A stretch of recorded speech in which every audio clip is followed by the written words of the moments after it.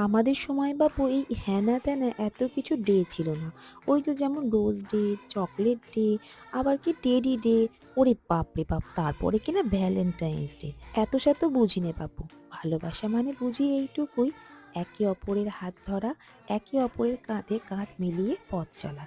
ওই ১৮ থেকে ৮১ একসাথেই পার হওয়া। ভালোবাসার মানুষকে ভালোবাসতে গেলে কোনো রকম ডে এর প্রয়োজন হয় না। তাই কি না? যাই হোক গে বাপু, সবই তো বুঝলুম।